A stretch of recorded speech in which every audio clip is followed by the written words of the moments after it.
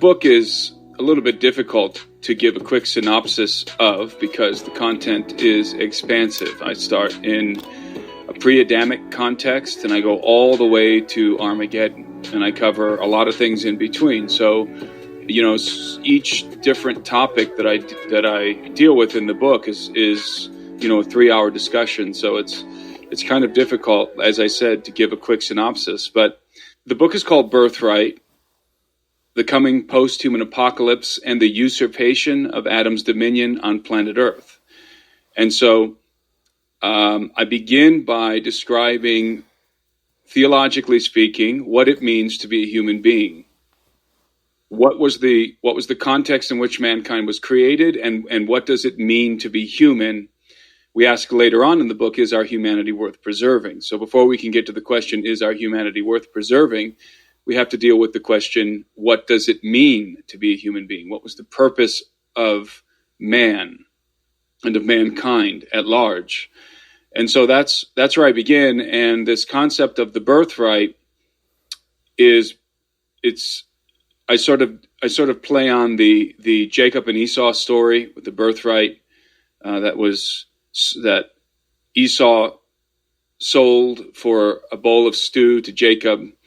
And I believe that the birthright of mankind is dominion of the earth, that God gave Adam, when he created him, he gave him dominion of the earth. He bequeathed him with the authority of a vice regent on planet Earth, and indeed deeded him the earth to govern, to rule.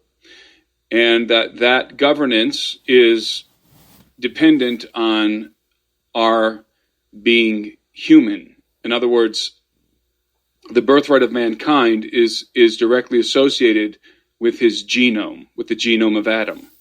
And that authority is passed down from one generation to the next, because it is intimately associated with the image in which we were created. And that's a very long discussion, so I guess I'll just go ahead and pause here, and we can go anywhere you want from there. Yeah, can you explain? I love what you said at BlurryCon about the image and the ring of the king and that impression, almost like an embossing. Okay. That image of God. So the image of God it's a theological question that, as I put in my book, the way I put it in my book is that it has the consistency of pudding in the hands of theologians. There's no one ever wants to say definitively what it is, right? Because it doesn't make any sense. I would say that the normative theological position in regard to the image of God is that, number one, human beings are the exclusive creatures that bear this image of God, the Imago Dei, and that the image of God is somehow referencing attributes that are unique to the human species. Most pastors will cite the proclivity for creativity that human beings display, our ability to think rationally, our capacity for rational thought, our emotional complexity, and other such things. But that never made any sense to me, because it's obviously not true. And the reason why the image of God, A, can't be exclusive to mankind, and B, can't really be demarcated by those attributes, is because we're not the only ones in the story. We're not the only species who display these attributes, because the Bible talks about, and I will use the word species, the Bible talks about another species that pre-exist mankind. They're called the sons of God, sometimes referred to as the morning stars. Sons of God, Benai Elohim. And we know, according to Job, which is the most ancient text in the biblical canon, that the sons of God shouted for joy when the foundations of the earth were laid.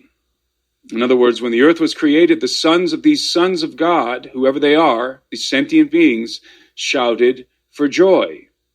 So we know, therefore, that the sons of God pre-exist mankind. They pre-exist Adam and Eve.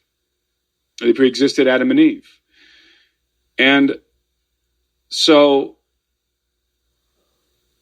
if these sentient beings existed in the cosmos before us, they're shouting for joy. They're clearly very intelligent beings because we encounter them throughout the biblical narrative with the ambiguous designation of angel. And of course, angel simply means a messenger, an envoy, one who is sent. Malach in the Hebrew and angelos in the Greek. Not even used exclusively of human beings within the biblical narrative. However, the term sons of God is used exclusively of heavenly beings in the Old Testament. These beings, angels, these heavenly beings, display all of these attributes that most pastors think are exclusive to mankind, and which they associate with the image of God. So the angels of heaven are clearly very creative. They sing and play music. They have a written language. They write and keep records. They have they eat and drink. They use and assumedly build technology. They display all of the hallmarks of a civilization, an advanced civilization. In fact, more advanced than our civilization. And there's many reasons that we are entitled to conclude that this is an ancient, advanced civilization. And so what differentiates the human species, the human race, from the angelic race, who I denominate in my book the elder race, simply because the angel designation is so ambiguous, and the designation sons of God gets a little bit confusing because of the New Testament. So I formulated my own term, elder race. Why? Because clearly these beings are older than we are, and they certainly constitute a race. And every time we encounter the elder race, these angelic beings, in the biblical narrative, forget about, for the time being, prophetic iconography. We're not talking about visions and dreams. We're talking about within the actual narrative of the story. Every time we encounter them, they look like us. Rather, we look like them. And they eat and they drink and they interact with us for all intents and purposes, just like other human beings. In fact, we all know that Paul writes that he encourages the church to entertain strangers because some have entertained angels unawares. And how can you entertain these heavenly beings unawares? Because they look like us. But again, rather, we look like them. So here we have a race of entities that are within the biblical narrative, that are obviously pre-exist us. They display all the same attributes in terms of the things I mentioned earlier, our emotional complexity, our capacity for rational thought, our creativity. Clearly, this elder race displays all of these same attributes. And we look like them. So one can only conclude that they also bear the image of God. And there is not a single verse in the Bible or any extra biblical text that says that mankind alone bears the image of God. This is a wholly contrived doctrine, and yet it's brandied about with such confidence. And I don't know where the confidence comes from. I guess some people think that if mankind loses its exclusivity on the image of God, that which makes mankind special perhaps in their minds, then somehow the biblical narrative collapses. But this is absurd. So, in fact, the opposite is true. I believe that the image of God is borne by the sons of God collectively, that all of the sons in the family of God bear the image of their father. Rather, in truth, we bear the image of the preeminent Son, of the Son of God, who is the express image of his Father, according to the New Testament. And so it's a familial signet, this image that we bear, which is associated with our genome. All of the sons of God in heaven or on earth, meaning Adam and the angels, bear the image of their father because they're part of the same family. Now, the terminology that's employed in the Bible is not incidental. And sometimes I feel like we treat it as if it's incidental. It's not incidental, it is intentional. What do I mean by that? The terminology, so much of the terminology is familial. It pertains to a family. This term, sons of God, is exceedingly important because we know, according to the genealogy of Jesus of Nazareth, who was the son of Joseph in one account, the son of Mary in the other, traces his lineage back through Solomon, through David, through Abraham, then back through the Old Testament patriarchs, through Noah, through Methuselah, through Enoch, through Seth, who was the son of Adam, and Adam, who was the son of God. That's what the genealogy says. So Adam was a son of God. He was created to be part of the family, a member of the royal family, a sibling in the divine family. And so these other sons of God, as we've said, pre-existed Adam.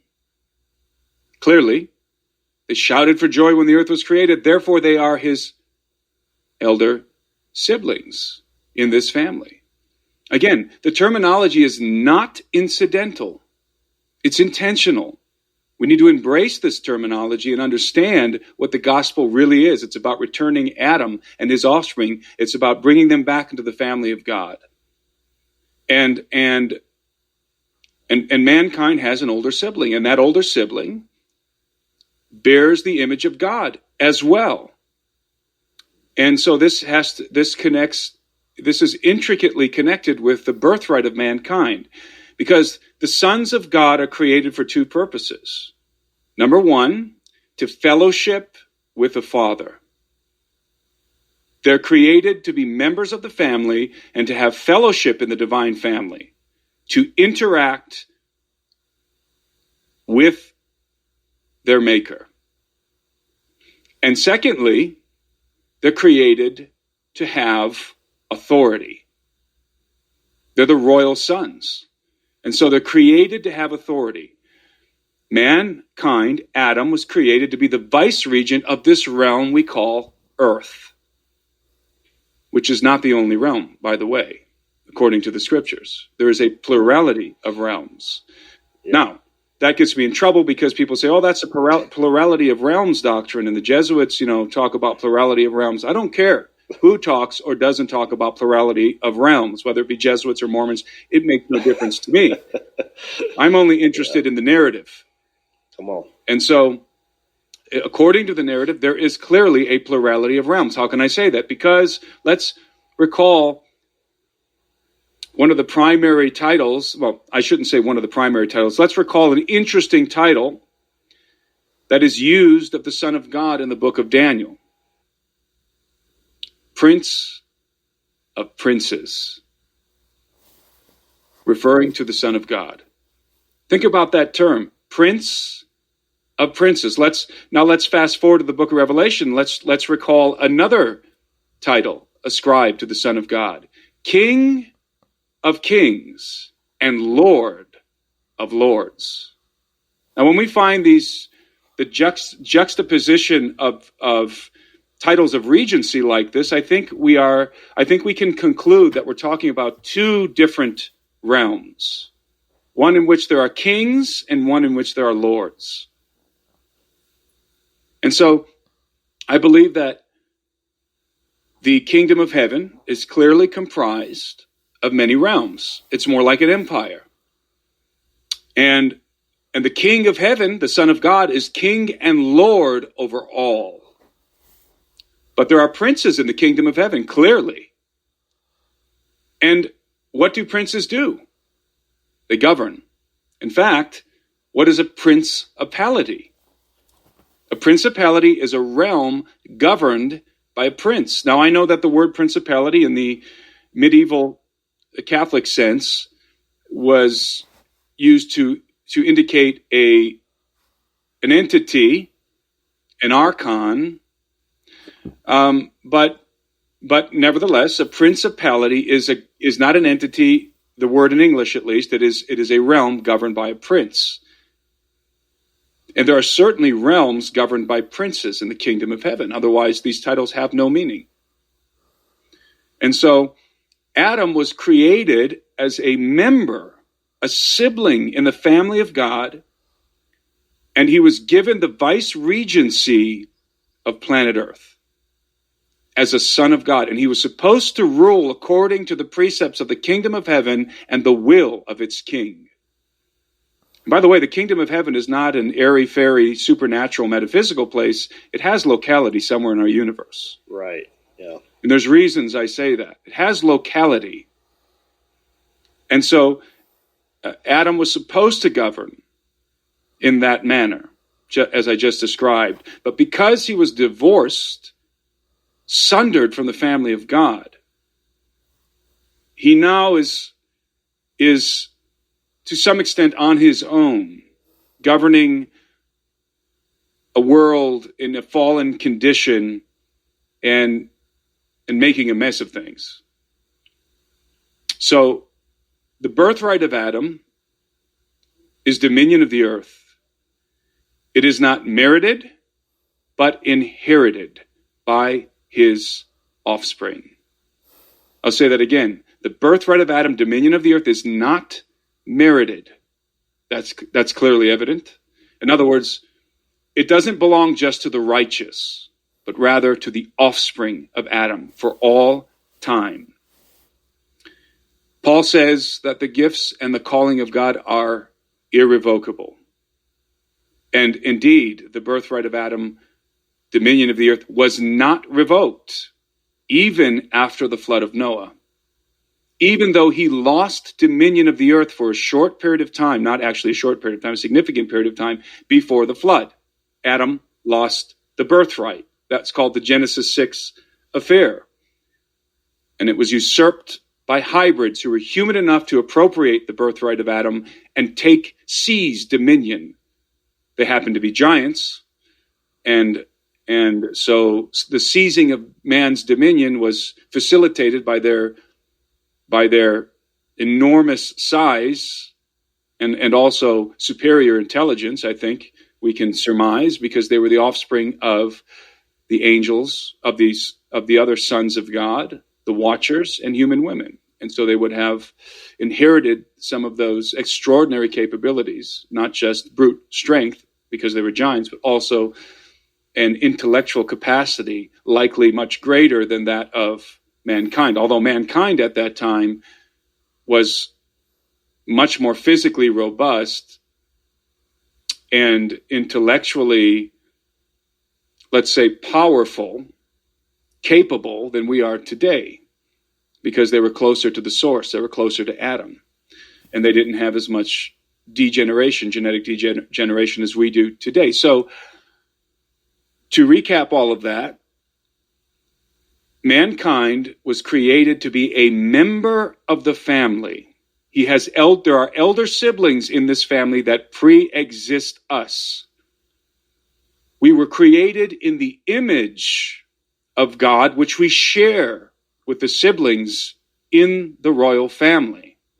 We were created for fellowship and to govern the earth specifically. The birthright of mankind is the deed of the earth, passed down through the offspring of Adam and Eve. That birthright is not merited, it is inherited through our genome. The Bible says that if a righteous man rules, the people rejoice. If a wicked man rules, the people mourn. We are responsible to govern the earth. We choose our rulers, and we get the rulers we deserve. Now, God, because the Son of God is the King, he's the King of kings and Lord of lords, he reserves the right. It is his prerogative to enthrone or dethrone any ruler whenever he sees fit. That is his prerogative, and he does it. Right. In the Old Testament, we see that he does this. He does this quite often. We get the rulers we deserve for the most part, except in special cases when God overrides our decisions and appoints or deposes rulers based on his will.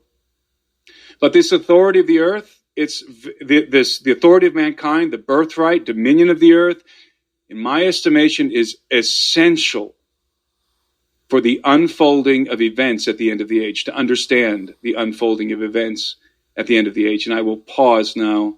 I think I've summarized, maybe I haven't, let me know, the birthright, explained it to some extent. I would like you to touch on something that listening to you in the past few years has really impacted me. And it's something that I think Christians don't think about. One of the many things we don't think about, the idea of the spiritual and the physical being closer than we think. You know, we have this idea as Christians that the spirit realm is this ethereal, highfalutin place like you were talking about. You know, it's just in the wind out there somewhere. And, the physical's real and it's right here. But I love the way you articulate how the physical and the spiritual are a lot closer than we think. And the one that really brought it home for me was you were talking about Elijah one time and how a chariot came, he got inside of it, and he went away. Physically, it wasn't like a vision. It wasn't a spiritual thing. It was like he physically got in it, and he physically was taken somewhere. And that really, I was like, oh, wow, I don't know why. I just never thought about it. We're not taught to think of it in that way. We're taught to think of it as some intangible, ethereal thing. Right, exactly. Yes, Elisha, remember, Elijah kept trying to get Elisha to depart from him, but Elisha wouldn't depart from him. Right. He wanted to be there when the Lord took him away to receive the anointing.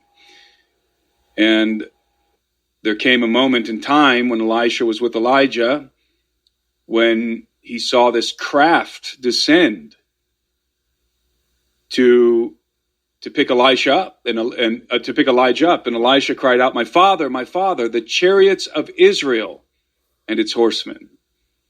And this craft, because that's what it was, landed. Elijah got into it, and then it took off and went somewhere. Now, that necessarily doesn't mean that it took Elijah to heaven. It might have just taken Elijah somewhere else on the earth. Somewhere else, yeah. Which may have been the case with Enoch as well. Right. Yeah. I don't know. You can debate that on both sides. But the chariots of Israel, also called the chariots of God in the Old Testament, are advanced aerospace vehicles. They are not flying horses. Why? Because Santa Claus isn't real.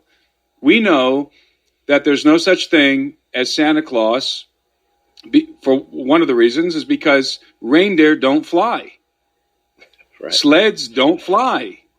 Sleds are meant to be pulled through the snow by horses or reindeer or caribou or something like that. Yeah.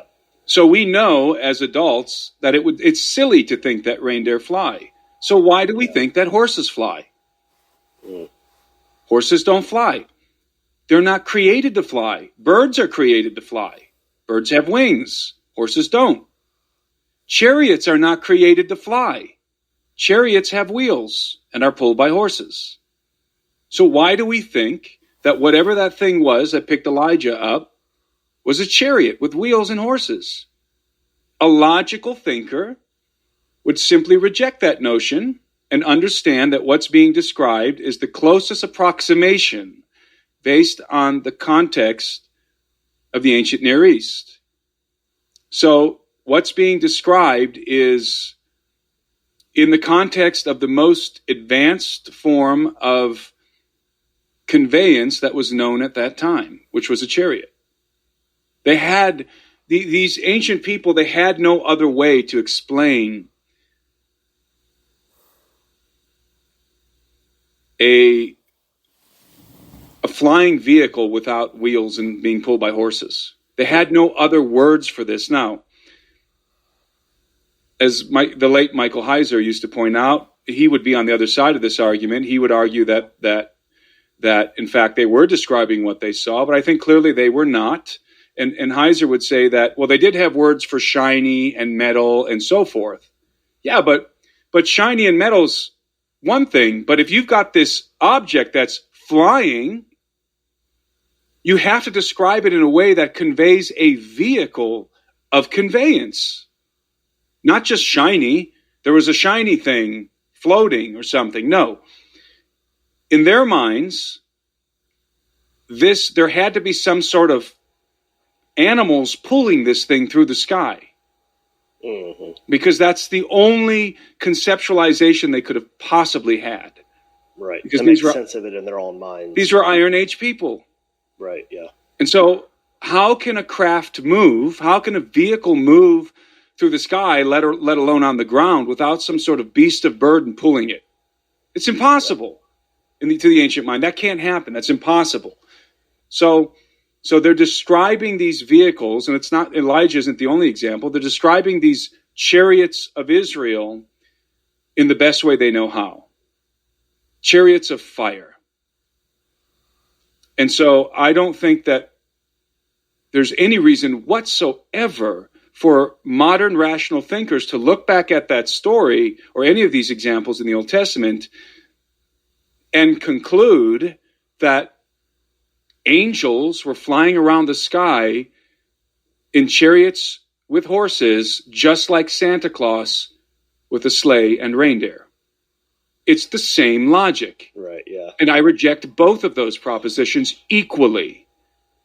There is no sleigh flying through the sky being pulled by reindeer, and there are no chariots flying through the sky being pulled by horses. Yep. So they chose a word that described a vehicle, the chariot, instead of saying something that was shiny and could fly. They said, this is a vehicle. Yeah. Because shiny metal things don't fly. In the mind of an Iron Age thinker, shiny metal things don't fly. They have no conceptualization for an aircraft. Yeah. The only thing that they can understand is a vehicle being pulled by beasts of burdens. That's it. Right. Yeah. Or maybe a ship on the ocean. Mm-hmm. But boats are on the water. This thing came down and landed. And so we are entitled, based on the narrative of the Old Testament and the narrative of the Bible taken as a whole, Old and New Testament, we are entitled as rational thinkers, believers, we are entitled to conceptualize these vehicles in modern terms. We are not somehow forced to think like Iron Age people. We don't have to think like Iron Age people. We don't have to. It doesn't make you a more accurate. It doesn't make it.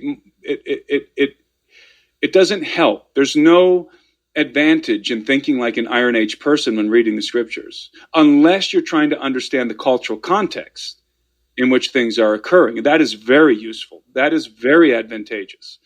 But when we look at technology, we understand today we have craft that flies without anything pulling it whatsoever. Airplanes. Right? So we can understand how a helicopter can land and somebody can get in it and take off. That makes sense to us. So I think that's part of deconstructing what I would call a Sunday school perspective or a Sunday school perception of the biblical narrative, and start to maybe allow ourselves to think in modern terms for some of the things that we're encountering. Yeah. How did you get to where you had to, like, what helped you switch that way of thinking from maybe how you were taught or how most of us are taught in church and seminary. What was the switch that you were like, you know what, I'm thinking about this the wrong way, maybe? David Flynn, the author David Flynn, his book Sidonia, is what really shattered my paradigm. I was already expanding my paradigm, but when I read Sidonia 3 times, shattered my paradigm. And then I would say this particular topic, that angels are using technology, flying around in advanced aerospace vehicles, let's say that my perception really was altered after a specific conversation I had with Gary Stearman. And I don't know if you're familiar with Gary Stearman. He's a Bible teacher, Prophecy Watchers, excellent Bible teacher. Everybody should look up Gary Stearman. He's got a ministry called Prophecy Watchers, and Gary Stearman is a superb Bible teacher. He's a scholar, and he had and I won't recount his personal experience here, but he had a personal experience in which he's a pilot, in which his prop plane was having an electrical issue, an electrical failure, and he probably would have died had not this craft, shiny walnut-shaped craft, come alongside his plane and stabilized it and communicated with him, by the way.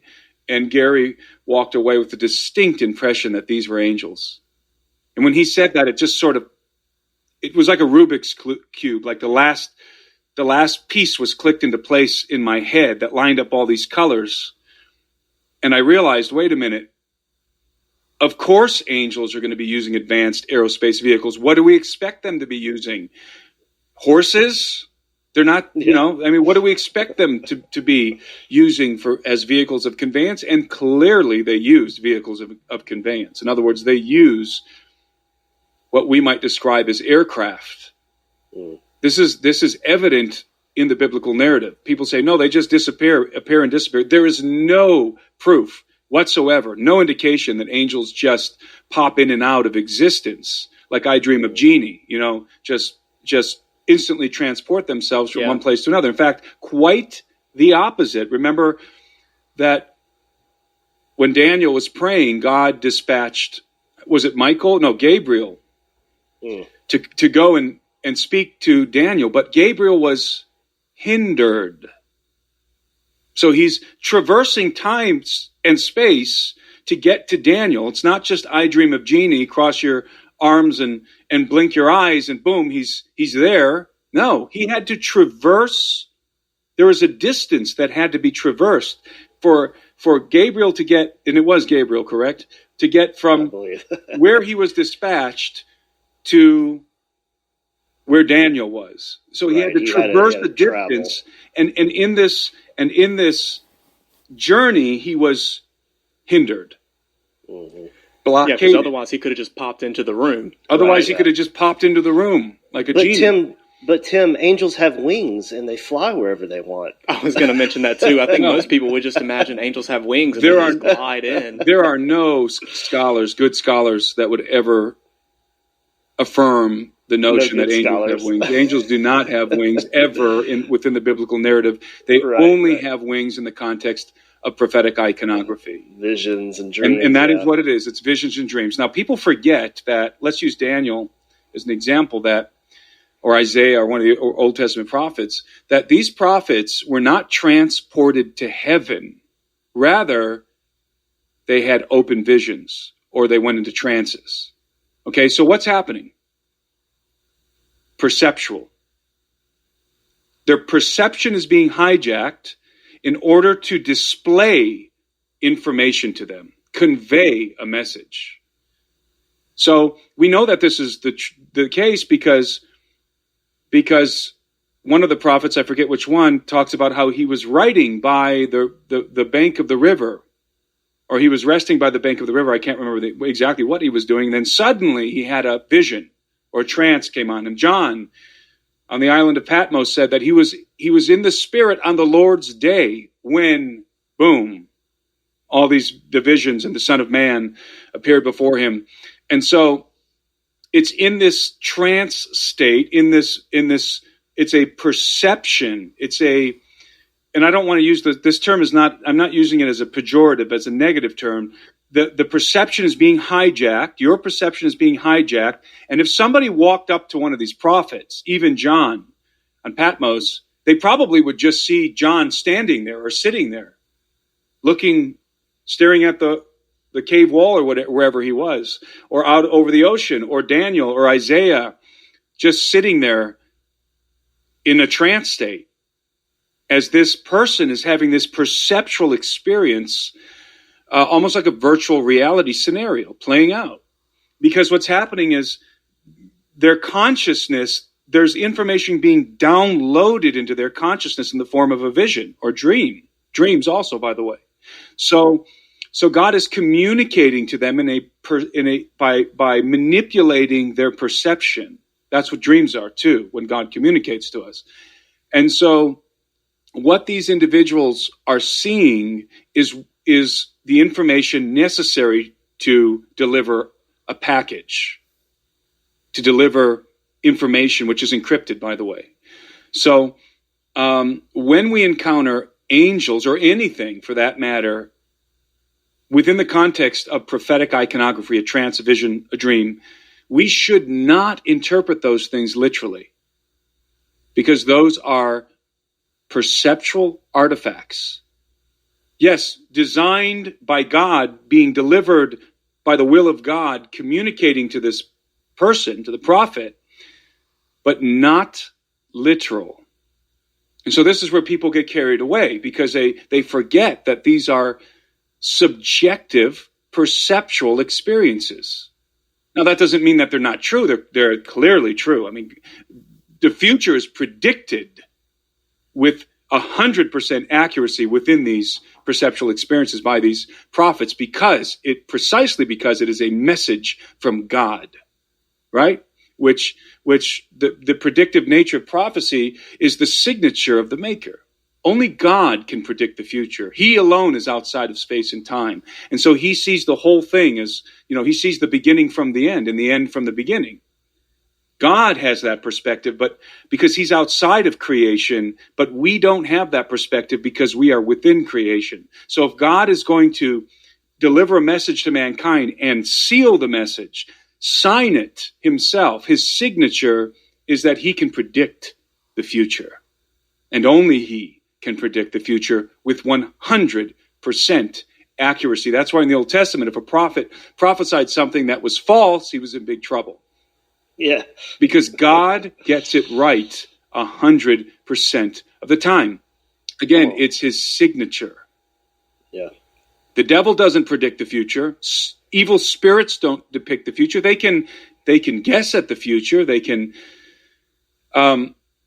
make an educated inference about the future, but they cannot predict the future with 100% accuracy. Only a being outside of space and time can do that.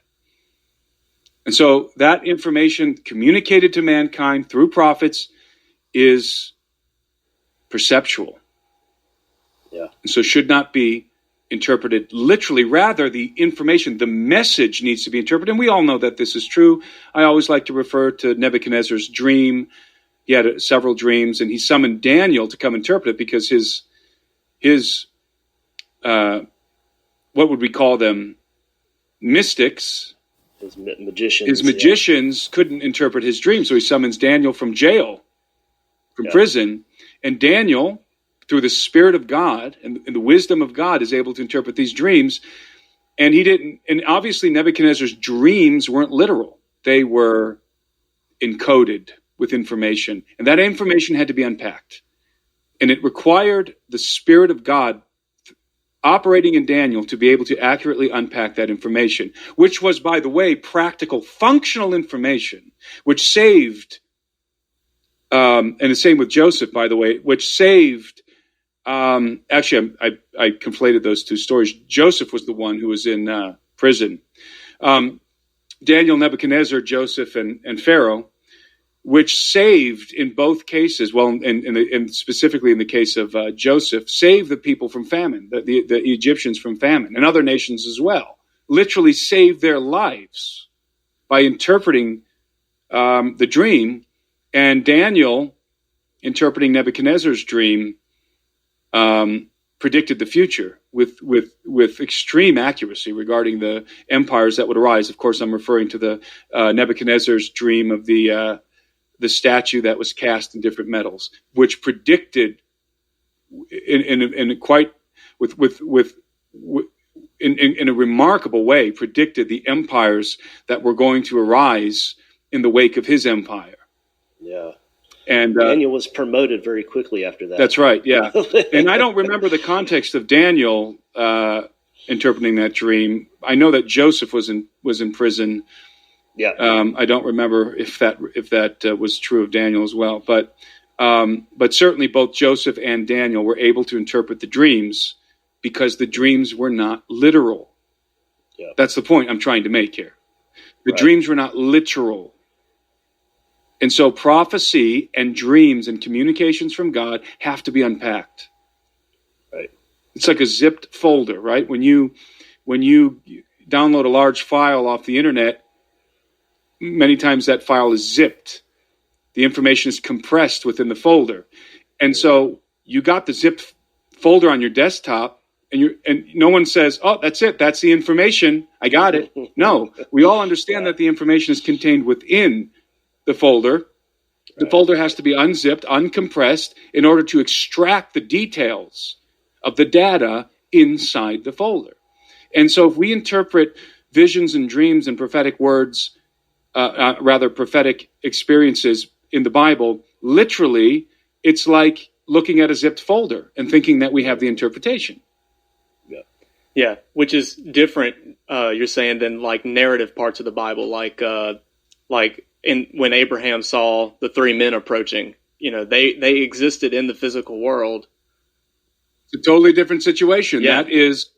That is the narrative playing out, the historical narrative. And in every case, these beings, these sons of God, sometimes accompanied by the Son of God, the preeminent Son of God himself, the angel of the Lord. They sit down with Abraham and they have a meal. It's wild. They sit down and they literally eat and drink. They don't pretend to eat and drink, as people email me all the time. No, they're just pretending. Okay, well, the burden of proof is on you. It's on you. If you say they're pretending, you have to prove to me that they're pretending, because I'm just reading the narrative as it is, and I have every reason to believe that that's exactly what they did. The burden of proof isn't on me. It's on you if you're going to gainsay what is plainly written in the narrative. They eat and drink. Yeah. They did so with Abraham and then Lot. Remember the two angels who walked into the city of Sodom. And by the way, there's something different about them because Lot recognized them. Yes, why would he recognize these angels? Because his uncle Abraham told him what they looked like. So these look like men, but they probably had blue eyes and blonde hair and fair skin, which would have. And this isn't a racial commentary, by the way. I get so angry when people try and inject political issues and racism and stuff into this commentary. No, this has nothing to do with racism or ethnicity on Earth. But I think that there was something unique about these two men that walked into Sodom. They were unique enough to be able to be identified by Lot, but not so unique that they were considered to be anything other than men. Okay, think about that. So there's something interesting about them. Probably fair skin, clear eyes, and blonde or golden blonde hair. Probably. That's what I think, and I have other reasons for believing that. They're very handsome men. They're very comely men. We know that because all of the homosexuals in Sodom gathered around Sodom's door, demanding that these men be brought out to be sodomized. And of course, we know what happens. They're all struck blind. But these men, these angels, sometimes we forget what happens that evening. Do we remember what happens that evening? They supped with Lot. They ate and drank with Lot in his home. Let's not gloss over that. That's profound. They ate and drank. And then they went to sleep. If I recall the story, maybe I'm not recalling the story. I say certainly. I don't actually. Let me retract that. Maybe they didn't go to sleep. They stopped. After cursing all the men of Sodom, they probably got kind of tired, Right, exactly. So they supped with Lot, certainly. Yeah. And before escorting him out of the city, it was destroyed, maybe by some sort of directed energy weapon, obliterated. And so we are entitled, as I keep saying, we are entitled to draw a logical conclusion from the data that we have in the narrative. And a logical conclusion isn't that they're pretending to eat and drink, isn't that they're pretending to show up in vehicles of conveyance, advanced aerospace vehicles that can fly. No. They're not pretending to do these things. They just are doing these things. And what we have are Iron Age people trying to make sense of this. Yeah. Well, we don't have the same problem as Iron Age people. We can fly. Yeah.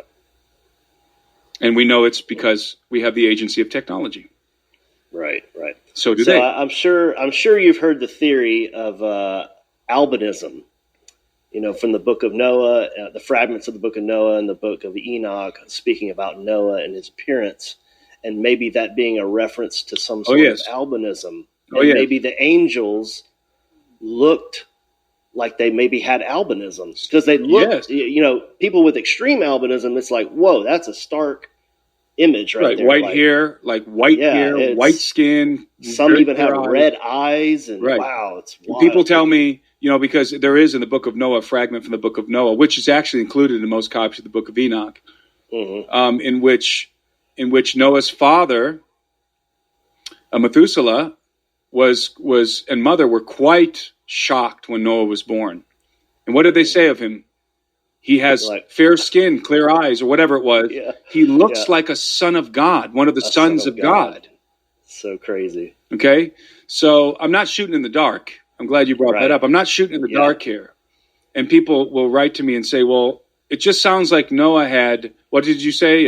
What's that called again? I forget what that's called. Albinism, albino. Albino, right. That Noah was an albino. Pigment. Well, you're missing the point. It's not that Noah was an albino. I don't care whether Noah was an albino. The point is that because of this appearance, they thought that this was another son of God, or that maybe Noah, that Methuselah's wife had somehow been impregnated, because that was going on during that time with the Watchers. Yeah, sure was. And the daughters of men. So there was a very real concern here for Methuselah.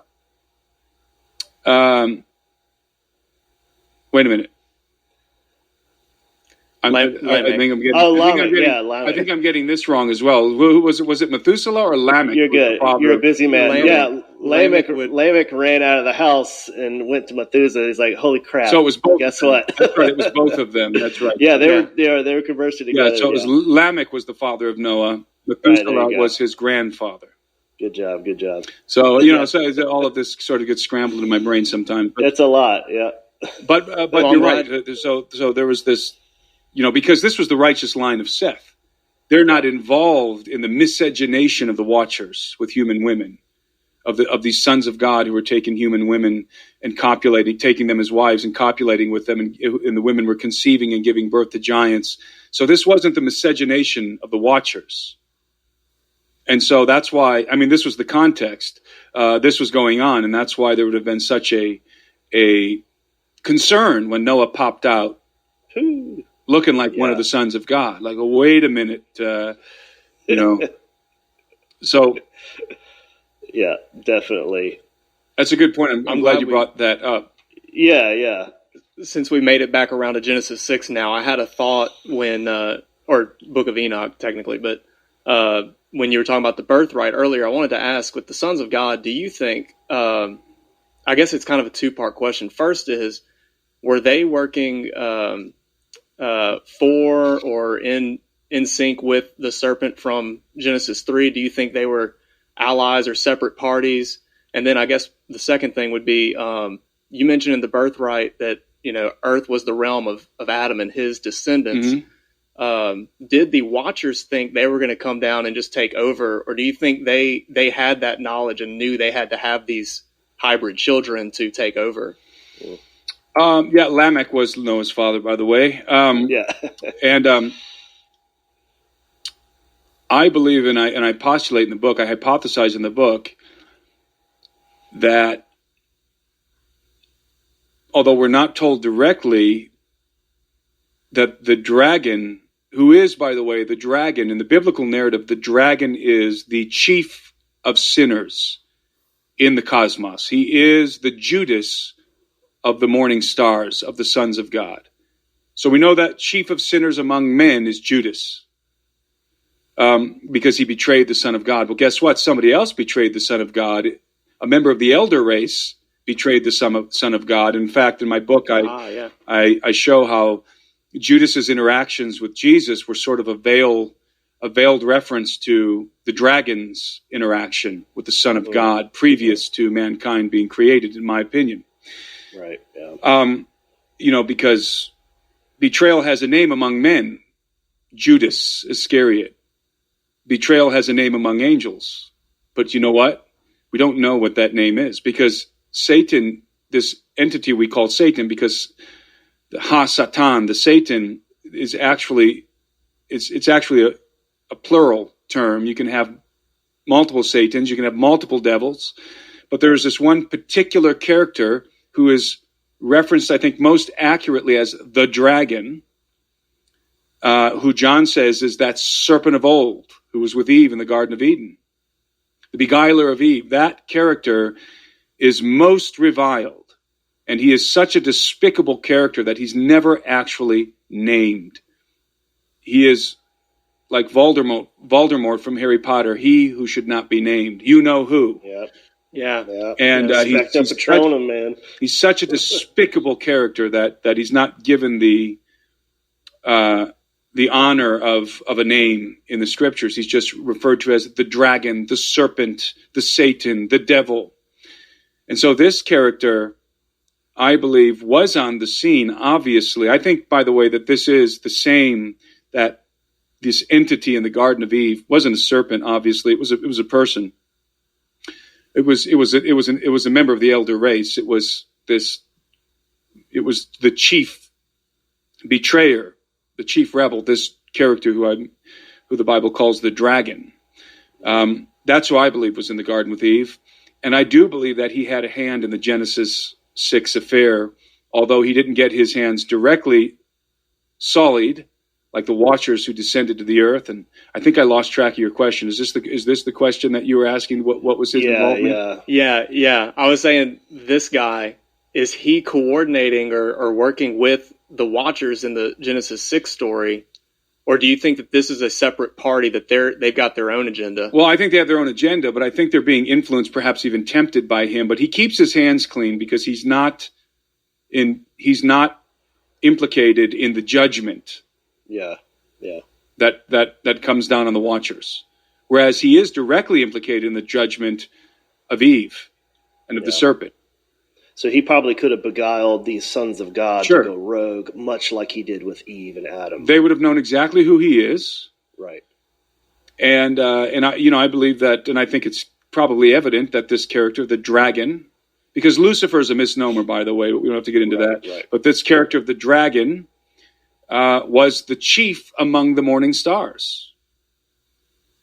In the hierarchy of the kingdom, he was second in the kingdom. He was second only to the Son of God, the preeminent Son of God himself. That's the intimation that we get. And so I think that he did have a hand in tempting these sons of God, these watchers as they're called. By the way, the watcher designation is not exclusive to extra-biblical texts. It's not just the book of Enoch that uses it. In the book of Daniel, we find it in a very intriguing scenario, by the way, which smacks of the divine council, for those who are familiar with Heiser's work, in which the watchers are passing judgment on Nebuchadnezzar. So the watchers are obviously, I think what we're talking about here is what Heiser would have called calls the divine council, what I would label as the princes among the elder race. That's who these beings are, the watchers. So these are not, in my estimation, serpentine, reptilian beings or some kind of, again, with the cherubim, with the four faces, or referencing prophetic iconography. That's prophetic iconography. When you see the descriptions of cherubim, seraphim, all these other creatures, understand that this is prophetic iconography. It's not a literal depiction. It's not an anatomical diagram. So the Watchers defected from the kingdom of heaven. These are princes in the kingdom. These are very high-ranking beings, sons of God. Okay, these are members of the family who are defecting, and so I believe that their defection, by the way, was not impulsive. They had a plan. And the Book of Enoch, which maybe your audience is familiar with the Book of Enoch. By the way, the reference in Genesis 6 that the sons of God saw the daughters of men, that they were beautiful, and so they took wives among all of whom they chose. And then it says there were giants in the earth in those days, and also after that, Genesis 6, first couple of verses of Genesis 6, that was copied and pasted from the Book of Enoch. So the writer of Genesis, whether it was Moses or someone else, was referencing directly, copying and pasting the text from the Book of Enoch into his account.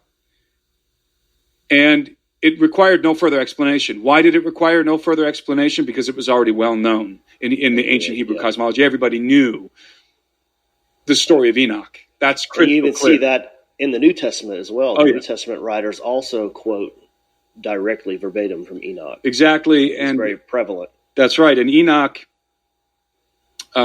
was known to the Israelites, very well known at the time of Christ, because the title that Jesus used of himself more often than all others Son of man. Yep. is not a title from the Old Testament, from the Old Testament canon. Rather, it is a title that comes directly from the Book of Enoch, the Son of Man. Not the reference in Daniel where Daniel says, I saw one who was like a son of man. That's just saying I saw someone who looked like a human, a son of man. No. Right, yeah. This is a definite title, the Son of Man, who will be coming with the clouds of heaven. That's why the Caiaphas tore his robes when Jesus referenced that, because it was coming directly out of the Book of Enoch and also out of some Old Testament passages as well. And it was this title of the Messiah, the Son of Man. That was a title of the Messiah from the Book of Enoch. Yeah. And that's And that was that tied to kind of the messianic theme of Enoch in the Book of Enoch. He was kind of a messianic. Yes, that's right. Enoch figure. was a type of Christ. Right. And so that's why he's called you Son of Man as well. Right. In the Book of Yeah, Enoch. and I've heard people on the internet like, oh, we shouldn't read the Book of Enoch. You know, it teaches that Enoch was a Messiah. Oh no! Jesus is The the Book of Messiah. Enoch. Yeah, The Book of Enoch was rejected by the Masoretes, the Jewish scribes who put together the Hebrew Old Testament that most people carry around in their hands today. The Masoretes rejected the Book of Enoch precisely because of its messianic content, pointing directly to Jesus of Nazareth. It's something. The Book of Enoch has the most remarkable messianic prophecies anywhere. It does. And the most detailed. And certainly the first part of the Book of Enoch was written before Christ. I think that Enoch 3, the one that the Ethiopic Christian Church has had in its canon since the beginning. Still have, yeah. That version of Enoch is BC. It's before Christ. And in fact, the New Testament writers are drawing on it all the time. And one of them, the writer of Jude, actually copies and pastes a prophecy in Enoch chapter Jude, 1. Peter. Paul directly even references the when he's talking about head coverings. That's right. It's like, yes. we need to do this because of the angels. Because that of the makes angels. no That's right. sense. That's right. You cannot separate the Book of Enoch from the Old Testament or the New can't, Testament. It's baked in. Right. You just have to accept it. It is part of the Hebrew cosmology, the ancient Hebrew cosmology. You cannot take the Book of Enoch away from the Scriptures. So many of the Scriptures, both Old and New Testaments, are reference the Book of Enoch, or stories are taking place in the context, the grander narrative from the Book of Enoch, such as Genesis 6, which was copied and pasted. Those first two, those verses in Enoch are identical that the sons of God, but in this case it calls them the watchers of heaven. By the way, the Septuagint says the angels of heaven. Septuagint was the Greek version of the Old Testament, compiled by 70 scribes, hence Septuagint. That's what the word means, 70. And that version literally says the angels of heaven. So there's no getting around the fact that these are celestial beings. These are not terrestrial men. These are celestial members of the elder race. Right. And so they had a plan, again, going back to what I was saying, they were not driven simply by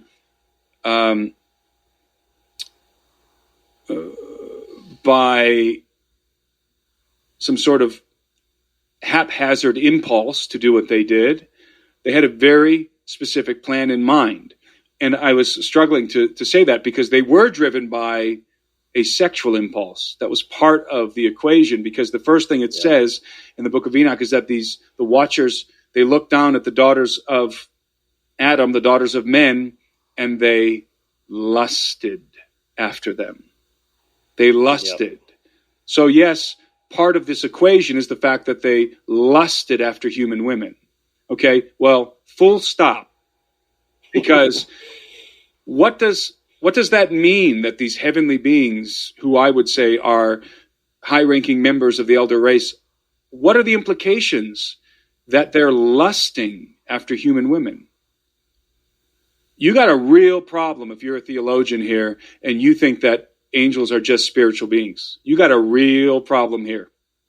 Because if a man is, let's just say you take a human being and you castrate that man, his sexual impulses go away, at least to a large extent. Why? Why do they go away? Because his equipment has been removed. His sexual organs have been neutered. So how do you have sons of God, members of the elder race, this angelic faction, looking down and lusting after human women? That means that these guys are a lot more like us than we were led to believe, that we've thought. They have the physical capacity to lust because they have physical bodies. Now, their nature is higher than ours. They're not human beings. Remember, David says that mankind was created to be a little lower than the heavenly beings, than the Elohim, than the heavenly beings, a little lower. Mm-hmm. But we're not so different from them. Right. These are not just ethereal beings and we're physical beings. No, these beings clearly are physical beings. Remember, we are physical and spiritual beings. We're a composite of both of these things.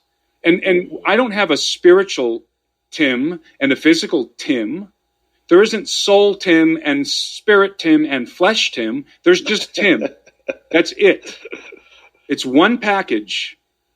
Yeah. And so this physical and the spiritual, let's say the physical and the metaphysical are two sides of the same coin.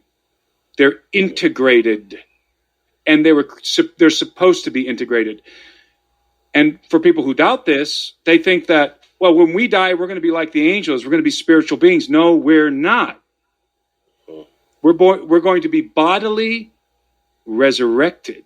Yep, new bodies. Our bodies are going to be resurrected. We're not going to get new bodies in the sense that they're unlike the bodies that we currently have, because that would not be a resurrection. Our bodies are going to be resurrected. That's why when Christ was resurrected as a first fruits demonstration, other people, dead people, came out of their graves. Yeah. Christ himself bore the marks of the crucifixion. Yeah. And when he showed up to the disciples who were gathered together in an upper room, Jesus appears to them. He just appears, and they're freaking out because they think they're seeing a ghost. And what does Jesus say to them? Touch me, touch me. See that I am flesh and bone. See that the spirits don't have flesh and bone. He said, see that I am flesh and bone. Yeah. And they touched him, and he even still had the marks of the crucifixion in his hands and the mark of the spear that was thrust into his side. Thomas had to touch those marks in order to be convinced it was him. And then Jesus says something remarkable. This is the resurrected Christ. By the way, this is how we're going to be at the resurrection. Jesus is the first fruits, the firstborn among the dead. He says, do you have anything to eat? Have you anything to eat? Why did he say that? Because he wanted to further demonstrate his corporal reality, his physical body. This is me in the flesh. Watch me eat this fish and bread in front of you. And by extension, if I'm going to eat fish and bread, that means I have a digestive tract. Yeah. Well, he didn't eat for 3 days, man. He was hungry, bro. Right, exactly. So that was hungry. That was Jesus demonstrating that he was flesh and blood. It was him, just as they had known him. He has the marks of the crucifixion. There's eating and drinking in heaven. There's the banquet of the Lamb, the supper of the Lamb. That's not metaphoric, that's literal. Jesus said at the Last Supper, I will not drink of the fruit of the vine until I do so in my Father's kingdom. There will be eating and drinking in the kingdom of heaven, just as there's eating and drinking on earth. We can go on and on and on. The Israelites ate the bread of heaven. Manna, remember? What is it? That's what manna means. What is it? It was not bread that fell from heaven. Rather, it was grain that was collected and then baked into bread. And the psalmist calls it the sustenance of the angels, the grain of heaven. Okay, well, if we reverse engineer that thought, where does grain come from on earth? It comes from wheat. It comes from barley. It comes from these plants that we sow, and then we reap a harvest. And then we take this grain that we harvest and we bake it into bread. So if the Israelites ate the grain of heaven, the sustenance of the angels, are we looking at extraterrestrial grain that comes from plants that were grown somewhere else, dare I say, on some other planet? Now, people will take umbrage with this and say, no, you don't understand. This is a spiritual realm, or this is a dimensional, another dimension.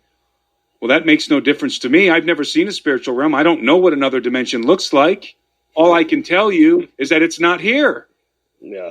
So it's just semantics at this point. What's the difference? No, Tim, it's a spiritual realm. Will you explain the difference to me between a spiritual realm and another planet? Explain the difference to me. Yeah. It's semantics. The kingdom of heaven has locality. It has courts. It has courtiers. It has a standing army. I mean, God in the Old Testament is called, one of the titles that is used most often is Lord of Armies, Lord of Hosts. What is the purpose of an army if not to protect the borders of a realm, the physical borders of a realm? And so if you have an army, then that immediately signals to us that there's an enemy. There's an enemy. If there's no enemy, you don't need an army. Jesus said there was an enemy. He said the kingdom of heaven suffers violence, and the violent take it by force. See, we spiritualize these things rather than just drawing logical conclusions. Why are we not entitled to draw logical conclusions? We are. And so I reject these supernatural explanations. The word supernatural has no explanatory power. It doesn't explain anything. It doesn't describe anything. It's like saying manna. What is it? It has no defining power. It does not have explanatory power. And so I see technology. I see manna, the grain of heaven, coming from plants that are grown somewhere else. By the way, the biblical narrative presumes the existence of extraterrestrials, presumes it. We already said that the sons of God shouted for joy before the earth was created. If you've got entities, sentient beings that are shouting for joy before there's even an earth, let alone Adam on earth, then how can these beings be anything other than extraterrestrial? They are by definition extraterrestrial. Extraterrestrial simply means, and we're talking about sentient beings here in the context of sentient beings whose provenance is not planet Earth. So if your origin is somewhere else, you are, by definition, extraterrestrial. That's it. So Christians who sort of recoil at the phrase extraterrestrial, the term extraterrestrial, are simply denying the obvious. You already believe that. You just don't like the word extraterrestrial. I'm sorry, but that is the operative word. Extraterrestrial, not from the earth. It's presumed in the biblical narrative. Presumed. There is an exceedingly ancient, exceptionally advanced, non-human civilization that preexists us. That is a biblical concept. Clearly a biblical concept. It is an angelic civilization, dare I say, the kingdom of heaven. And the king of this civilization is the Son of God. Yeah. Come on. Yes, and I love the way you explain how our civilization is really based off of their civilization. Because where would we even get the idea for building civilization if we didn't have the blueprints from somewhere else? Exactly. We didn't invent civilization. We inherited it. Right. We inherited it. And so all of our institutions sense, are reflections of something that preexisted us. Yeah. The kingdom of heaven, as I said, it has a court in terms of a judicial court. It also has courtiers. It has princes and a council. There's a council. Mm-hmm. There's an army. There are envoys, messengers. It has vehicles of conveyance, advanced aerospace vehicles of conveyance. There's eating and drinking. What are we to make of this?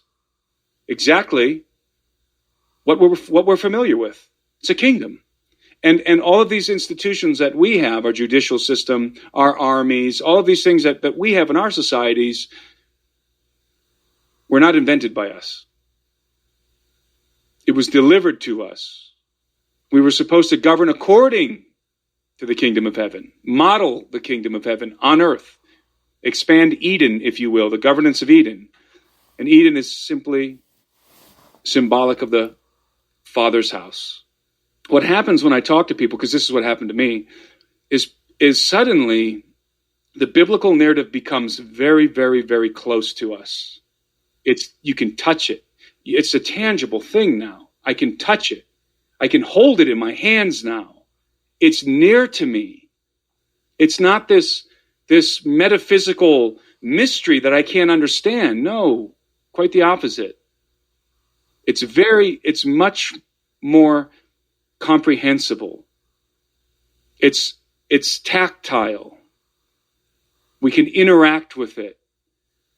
And it's much more exciting than we thought. Yeah, definitely. And that makes me take it more seriously because it's more real now. I think a lot of people, when they have this ethereal idea of, the Bible and God and heaven, and it's not so serious. It doesn't seem like, it's just kind of a thing. But when it's real, and it's made real to you in that way that you put it, it's like, man, this is serious. This is a real thing. Yeah. To tack on to that, the two passages that keep coming to my head anytime this topic comes up is when Jesus ascends and he says, I have all authority in heaven and on earth. And then, like you mentioned earlier, Paul's saying we wage war against principalities and powers of darkness. Jesus wasn't just saying, Paul wasn't just saying, yeah, they're real. It's real places. These are real beings. Who is Jesus saying he has authority over in heaven? If he just meant earthly kings or your problems, I think a lot of people. Your problems. By the way, why did Jesus have all authority in heaven? Because he was the Son of God. Why did he have all authority on earth? Because he was the Son of Man. Mm-hmm. Yeah. Remember, mankind was given authority on earth. He was the son of Adam. And so he could appropriate the authority of Adam on earth. He's the Son of God, therefore he can appropriate, and he is the preeminent Son of God. He can appropriate the authority of his Father in heaven. Well, that's a good point. So when we talk about, principalities, powers, and heavenly places, what are these heavenly places?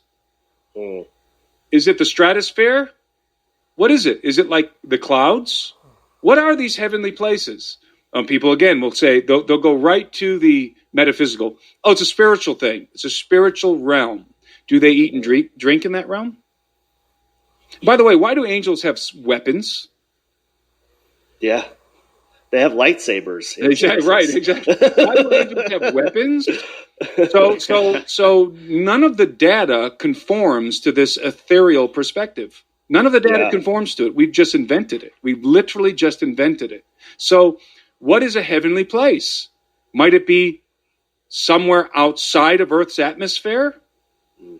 Might it be in the cosmos, elsewhere in the universe, elsewhere in the solar system? Why isn't that an option? Why not? Why is that not an option? Why are we not taught to think like that?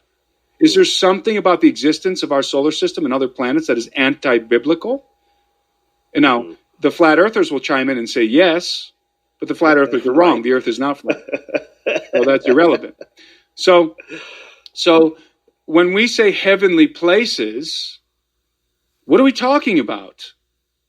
I mean, when you look up, if you're in Australia, I guess you're looking down, or you're looking down and up, and we're looking down up in North America, if you think about it. So a heavenly place isn't up, it's out.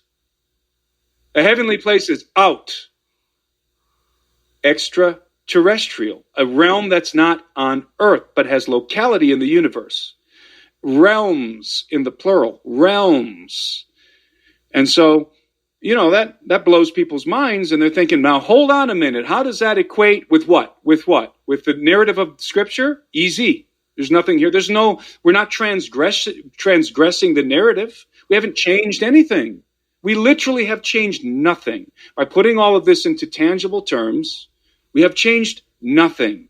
And then people will say to me, well, whoa. If there's extraterrestrials, because I think there's other sentient beings outside of the family of God who are not members of the family of God, who are sentient beings, they'll say to me, wait a minute, doesn't that alter the gospel of Christ? Doesn't that mean that Christ would have had to go and die for those extraterrestrials? And I say, no, just read your Bible. The answer's there. It says that Christ did not die for the angels. Aren't they an extraterrestrial race? Yes, they are. So if Christ didn't die for them, why should we think that he would be going and dying for some other extraterrestrial race? Clearly, the gospel of Christ pertains exclusively to the sons and daughters of Adam.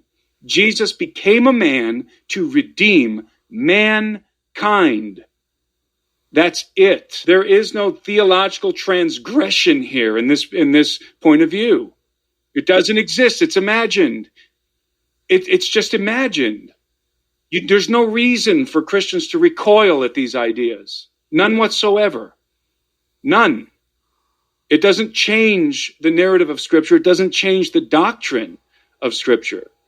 I'm even thinking now in the biblical narrative, the heavens could refer to the sky, looking up at the sky, and it also referred to where the stars were, which we would say space. Mm-hmm. Their whole idea of heaven was in constellations and the stars. They didn't know there was such thing as outer space either. Right. They didn't know what the heck they were on. I mean, they didn't. Yeah. And anyone who thinks they did is mistaken. They didn't. Just like they didn't know about quantum mechanics. Just like they didn't know about nuclear fission or nuclear fusion. Just like they didn't know about electricity. They didn't know about these things. Now, that's not to say that the Bible isn't scientifically accurate, as it describes the earth and the creation of the earth. That's not to say that it's not scientifically accurate. I'm just saying that there's a whole lot of things. By the way, the Son of God, when he came to the earth, Jesus is not just, people sometimes accuse me of making Jesus an angel. I have no idea where they get that from. It's totally antithetical to my thinking. Jesus is the preeminent Son of God who was eternal with the Father from the beginning. He was in the bosom of the Father. He's what I call the singularity. Jesus is the Big Bang, according to the New Testament. All things were created by him and through him and for him. That means he's the initial singularity in Big Bang cosmology. Yes, I believe in the Big Bang. His name is Jesus. He is the Son of God. Everything was created by him and through him and for him, and in him all things consist. So this person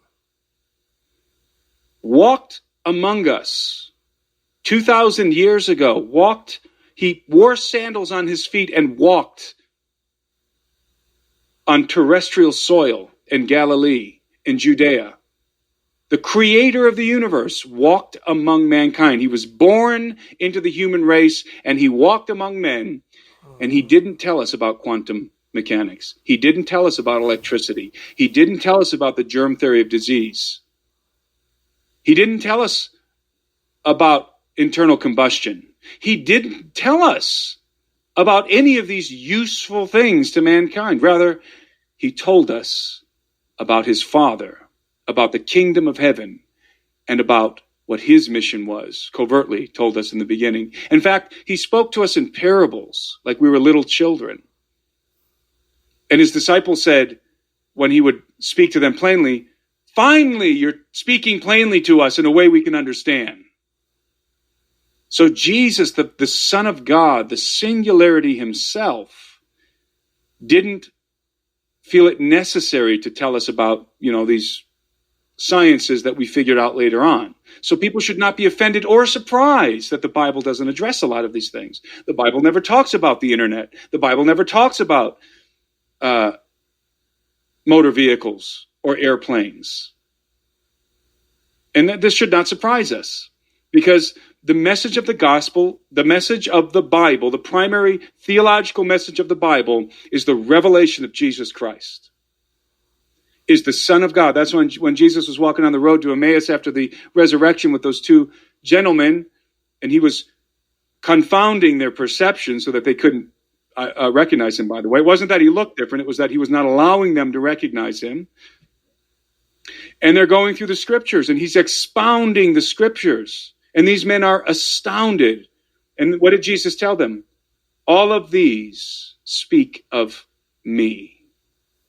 In fact, that message was already delivered to us in the Transfiguration, which happened on Mount Hermon, by the way, when Jesus went up with a couple of disciples up on Mount Hermon, and Jesus was transfigured before them, and they saw Moses and Elijah, right? And they said, "Hey, let's go get the other guys, and let's go get some supplies, and we can make tabernacles for each of you here." And then suddenly there was a cloud above them, and they heard a voice emanating that said, "This is my son. Hear him. This is my beloved son. Hear him."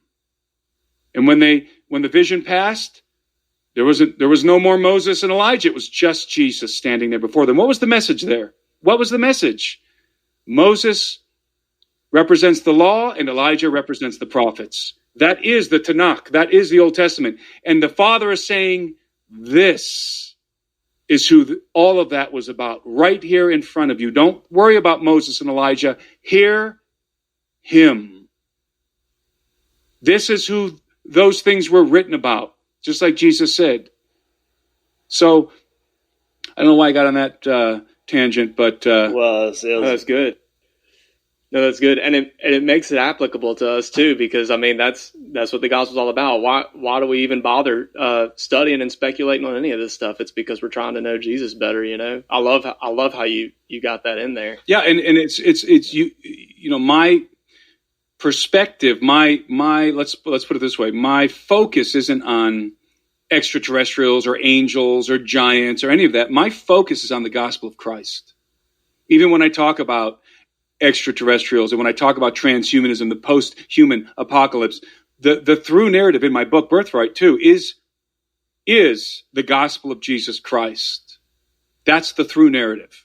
We have to understand who we are, what it means to be human, why we should be concerned with preserving our humanity, and precisely what the gospel of Christ is. It is not a social gospel. It's not about your best life now. It is not a social gospel. It is not about equality in society. It's not about economic redistribution. It has nothing to do with that. It has to do with bringing the sons and daughters of Adam who were divorced, sundered from the family of God, bringing them back into the family. And in order to do that, Christ had to redeem us from the swineherd, referencing the parable of the prodigal son. He had to redeem us from the enemy of God with whom we were condemned because of sin.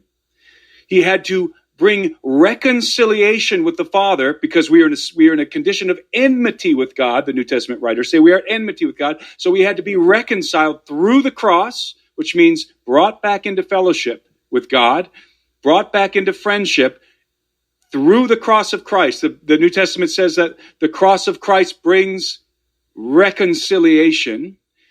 So we were redeemed so that we might be reconciled, so that we might be restored. Everything that was lost in Adam is regained in the second Adam, in the Son of God. That's the gospel of Christ. And we belittle it when we make it about other things, superficial things, supercilious things. We belittle the gospel, which is a great offense to God. And so, I think that the parable of the prodigal son is the most beautiful illustration of the gospel. And we don't have to talk about it, but for those who are wondering, I do talk about it in the book, The Parable of the Prodigal Son, right in the first or second chapter. And it is just a beautiful illustration of the gospel of Christ. Give us your best shot of what's coming in the future and how we can be hopeful, because I know a lot of things right now are, to some people, discouraging. It's a culture of fear, the way society is going, and just things look chaotic. Is it going to get better? Is it going to get worse? And what's our hope at the end of the tunnel there? Okay, so, in order to put this into context, sometimes it's helpful to return to the Genesis 6 narrative in order to explain what I think is going to unfold on earth at the end of the age. So we mentioned the Genesis 6 narrative, which is expounded in the book of Enoch, enlarged upon in the book of Enoch. That's where the original source of the story comes from, or one of the original sources. And the book of Enoch talks about the watchers who lusted after the daughters of men. We talked about the physical implications of lust. You've got to have the equipment. You've got to have a physical impulses to lust. And they had a plan. This, as I said, this was not an unorganized scenario that unfolded. Rather, it was a strategy, the unfolding of a strategy. So they were driven by lust, yes, but they also desired to procreate. They wanted to create their own family. They wanted offspring. Men had wives. They were beautiful. So there's the first impulse is lust, but then men also were able to create little versions of themselves, miniatures of themselves in the form of offspring. They were able to procreate, and the watchers desired to procreate. And the third thing, I think that the third motivation of what the watchers did, the transgression of the watchers, was that they coveted man's dominion of planet Earth. And so they formulated a plan to get all three of these things: to take wives from among the daughters of men, copulate with them because they lusted after them, through this union procreate offspring, and then through their offspring take dominion of the earth. Now, this is a little technical. When the watchers descended to the earth on Mount Hermon, they bound themselves by an oath of mutual imprecations. In other words, we're all in this together. We are all going to pay the price for this transgression, should there be a price to be paid. So they bound themselves by mutual imprecations, and then they descended into the plains. And they began to choose wives from the daughters of men. Now, I do not believe that this means that they were taking these women and throwing them over their shoulders and raping them. That's not what's being conveyed through the narrative. Rather, they're choosing the women that they would like to wed. And then I think we can intimate that a transaction was made because we see the results of the transaction. We see the evidence of the transaction. In fact, the book of Enoch tells us what the transaction was, ambiguously. The watchers what they wanted to accomplish was they wanted to do the things I mentioned, but they wanted to do it in a way that was legal, that would give them legal cover, because they're not stupid. They know that these armies of heaven, who, by the way, who enforce our dominion on earth, and I didn't really get around to, I just realized I really didn't answer your first question about the seal and the king sending a regent to a different land. I didn't really get around to that. But the Watchers wanted to have legal cover for what they were about to do. So they made a deal with the legal regents of earth, the offspring of Adam. Probably in this case, more specifically, the offspring of Cain. So the deal was, here's the women we would like to wed.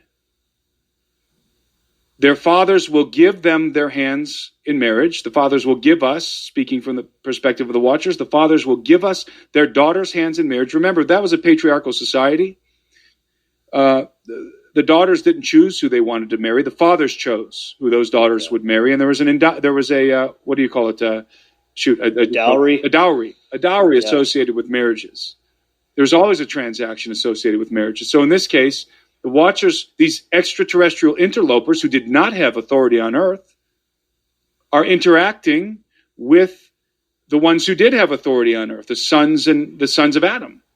Yeah. Again, probably specifically the sons of Cain, who were the offspring of Adam, just like the line of Seth. So the deal is, here's the women we want to wed. You give us their hands legally, a legal transaction in marriage with all of the pomp and circumstance that would have been involved, a covenant, the covenant of marriage, and in exchange, we will give you technology. And we know that this is the case because the book of Enoch specifically says that the Watchers gave men, they taught them the knowledge they were striving to learn. And that knowledge manifested in all kinds of, in technology. It manifested in technology, the making of implements of war and so forth, pharmakia and all kinds of technology. So scientific knowledge, let's say. And so the Watchers were wed to the daughters of these individuals, and the men were taught scientific knowledge. That was the transaction. I believe that these women wanted nothing. This proposition for them was beyond anything they could have ever imagined. Here, the sons of God, who are superior to human males, even to the offspring of Adam in the antediluvian world. These would have been exceedingly handsome-looking young men, the sons of God, the Watchers. They would not have been grotesque. They would have not have been reptilian. They would have been exceedingly handsome young men because they're in the family of God. They're siblings. They would have been bearing the image of God, in my estimation. And so these women would have been delighted to marry these gods among men, the gods walking among men. They're going to be the wives of the gods. So I think they were more than willing to participate in this transaction. So the Watchers, and by the way, there were 200, according to the book of Enoch, there were 200 Watchers in all. They had sexual intercourse. They copulated with these women. And the women conceived and gave birth to giants. Now, whether they gave birth to giant babies or the babies had grew at an exponential rate, so they were normal-sized, and this is what I think, they were normal-sized babies, but just like people with gigantism today, they would have had an accelerated growth, which is what I think happened. These offspring, the hybrid offspring of the gods and human women, of the elder race and the human race, grew to extraordinary size. They were giants. Now, why were they giants? I think that they were giants because in order for the Watchers to attain their ultimate goal, which was dominion of the earth, they had to produce children who were human enough, sons who were human enough to inherit the birthright of Adam. Remember, we said that the birthright of Adam is not merited, but inherited through his genome. So they would have been human enough to inherit the birthright of Adam, but also because they were not entirely human, they would have had the extraordinary capabilities of their fathers, and this exceptional size, the fact that they were giants, would have allowed them to easily dominate the kingdoms of men, dominate mankind, usurp the thrones of the offspring of Adam. So you can see the advantage in the Watchers having hybrid sons who were giants. This gave them a tactical advantage over the rest of mankind, right? So what happened effectively in the antediluvian world, in the pre-flood world, the antediluvian age, is that the authority of mankind on planet Earth was usurped by the hybrid offspring of the Watchers. And the Watchers governed the earth from behind the thrones, because they did not have legal authority to govern the earth, but their hybrid sons did. So they governed the earth through their proxies, their sons. Now, why is that important for the end of the age? Well, of course, we know the result of this was the flood of Noah. But why is this important? Because I believe that at the end of the age, the dragon and his angels are going to do the same thing. They're going to produce hybrid offspring with the daughters of men who will be human enough to inherit the birthright of Adam and govern the earth for a time. Remember that the beast is authorized by God to govern for a period of time. Why is he authorized? Because he is legally able to appropriate the birthright of Adam, especially considering that he's going to arise in the context of a post-human paradigm. In other words, mankind is going to be transitioning out of Adam and thereby losing the authority and the dominion associated with being the sons and daughters of Adam, associated with their genome. Are you guys tracking with me? Yes. I know it's all very complicated. No, that's great. And sometimes I'm not entirely sure I'm making sense. So at the end of the age, we're going to have another usurpation of Adam's dominion. Now, what's the good news? Now, of course, I'm cutting out a whole lot of details here. We can back up and talk about what's the good news. Let's get to the good news so we don't finish this talk without giving people hope. Well, the hope, remember, let's envision the deed of the earth being given to Adam. So envision a scroll, a deed being handed to Adam at the beginning, because he was created to govern the earth. He and his offspring. Here's the deed. So imagine this scroll that the Father, that the King of Heaven is handing his new regent the title deed of the earth. And it's for Adam and his offspring to govern the earth. Why do they need to have the title deed of earth? We sort of circumvented this, and we can back up and get back to it. Your original question about, the regent and why it's necessary to bear the seal of the king, and how the seal of the king is the image of God in which we're made. Because in order for any governor to rule effectively, he needs to have the authority of the king who sent him. So if a vice regent, all right, let's back up and do this real quick, and then we'll end on the good news, right? If I'm a vice regent, if I'm a king, okay, and you, Josh, are my vice regent, and I'm going to send you to a distant part of my kingdom to rule over a people who are living on the borders of my kingdom, you have to carry with you a token of my authority that confirms your appointment, but it represents my authority. So that when you get to that far off territory, you can present a token of your authority. And so that the people know that it's not your authority, but rather mine, that I have invested you with my authority to govern in that land. And what does that mean? That means that if they reject your rule, then they are effectively rejecting my rule. If they cross you, then they're crossing me. So if they attempt to throw you out of the territory, then they will have the understanding that my armies will be on their way to enforce your authority and install you in the position to which you were appointed, right? The armies of the kingdom, of my kingdom, are going to enforce your authority. If it were not so, then your rule would be entirely ineffectual. You have to have teeth. You have to have the armies of the kingdom enforcing your authority, backing up your governance, or the people will simply rebel. So who enforces man's authority on earth? The armies of the kingdom. Remember, Lord of armies.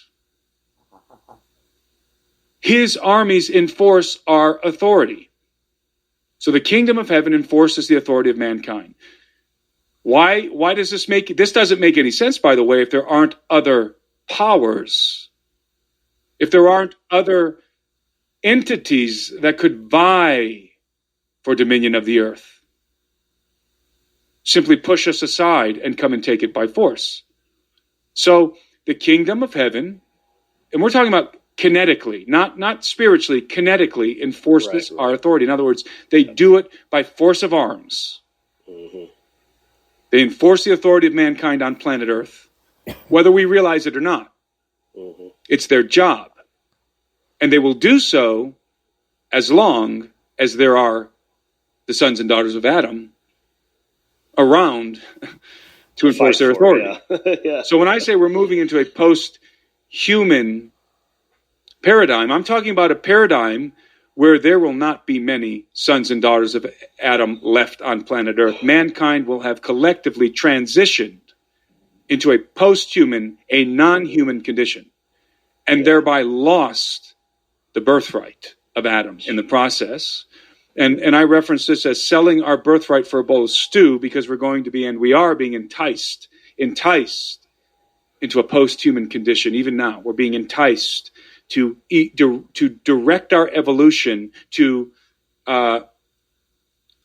consciously evolve into something that is non-human, and that would be through the amalgamation of biology and technology, but also in the miscegenation of the human species with non-human species, animals or extraterrestrials or something of that nature. So if we transition out of Adam through technology, which we can talk about, and the transhumanism, if we transition out of Adam, then we lose the authority and the birthright to govern the earth.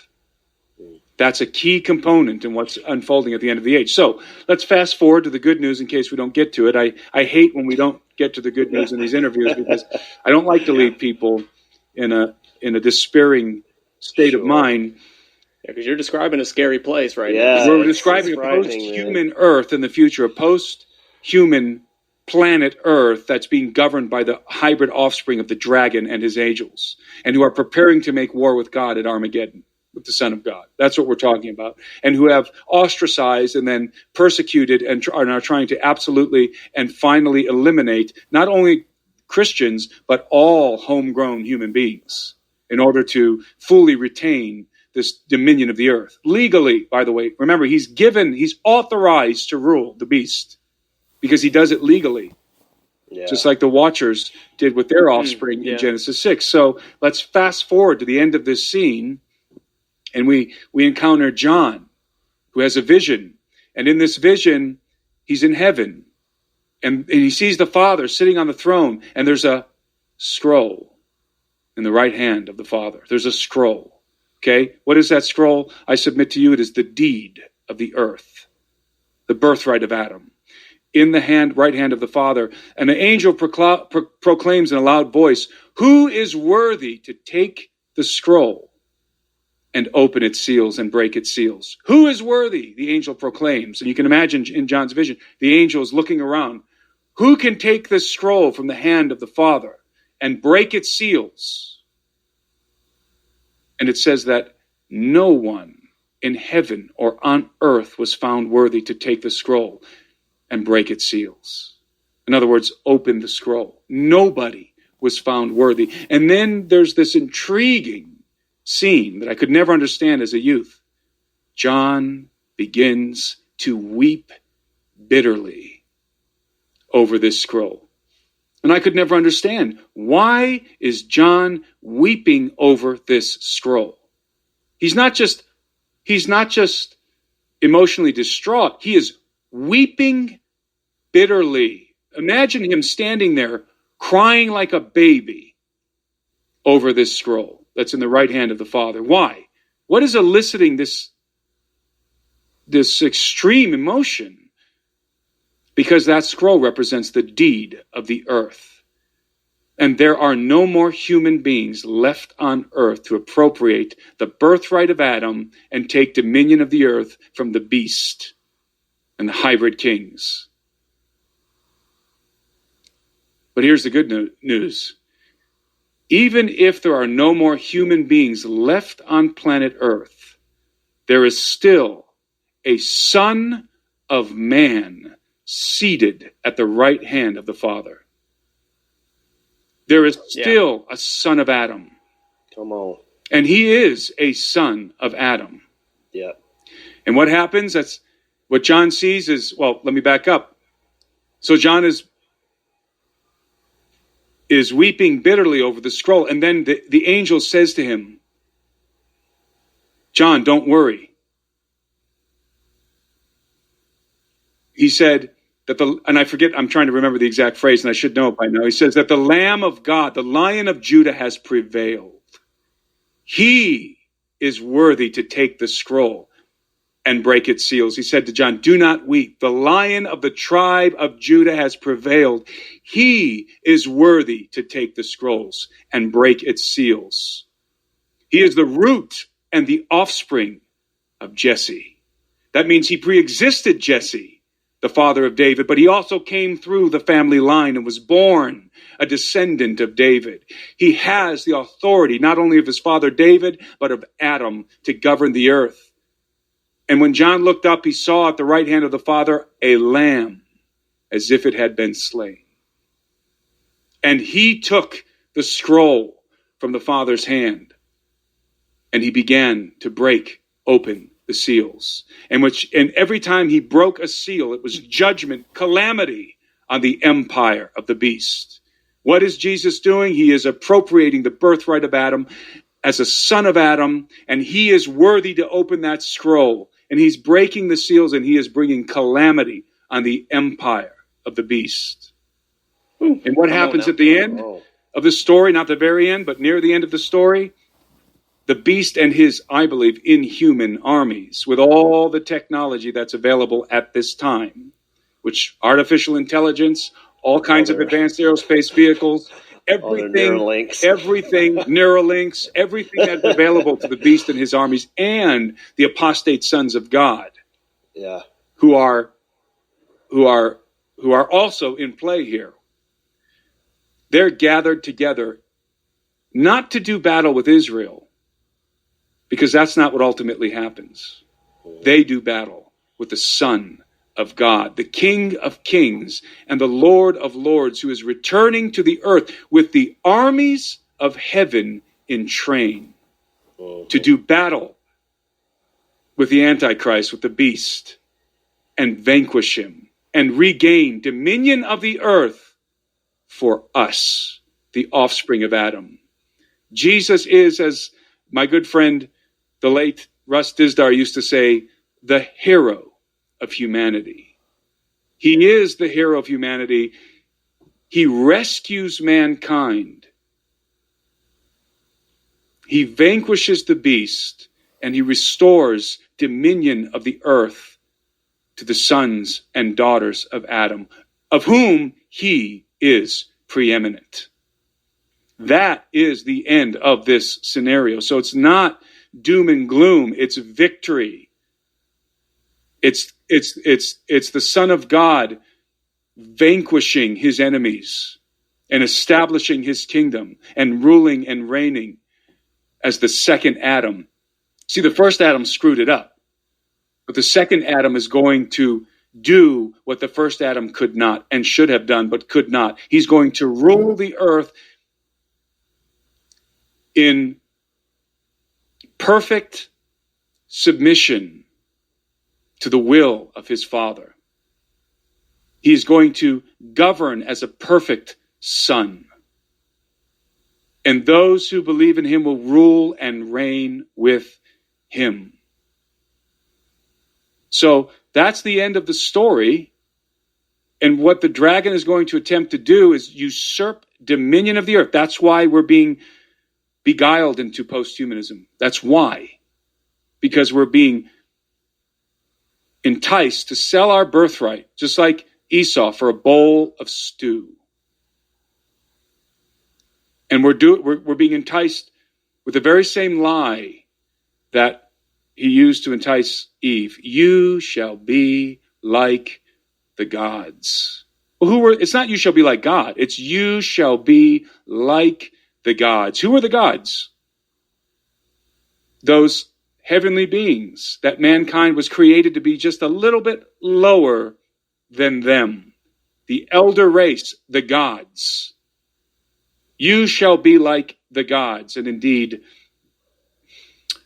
mankind will be endeavoring to be like the gods who will be walking among them at this point, at the end of the age, and will have the technology to fundamentally alter human biology forever. Mm. That's where this is headed. And it's headed there like a freight train. Yeah, it is. And that's why I term the coin, I'm sorry, reverse that. That's why I coined the term apotheotheism in reference to the last religion. Apotheo being derived from the word apotheosis. It's the deification of mankind, but it's not just apotheosis. It's also theism, the recognition of the gods. So it's mankind becoming like the gods. Apotheotheism. That is the religion of the future, because the gods are going to show up at some point in the future. I call him Apollo, the man of sin. Apollo and his consort, the Antichrist and his consort, will show up at some point to deliver mankind from an impending threat. And I think that impending threat is an alien threat.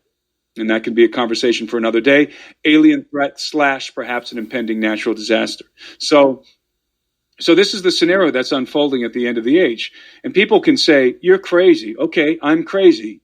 But crazy or not, we are headed for a post-human paradigm on planet Earth. And there is no arguing that point. That is a done deal. With the World Economic Forum's transhumanist prophet, Yuval Noah Harari, is going around saying that in 100 to 200 years from now, there will be no more human beings left on planet Earth. And you know what? He's right. And guess what? In 100 to 200 years from now, we will be at the end of the age of Pisces, entering the age of Aquarius, just like Jesus said, the end of the age. Which age? His age.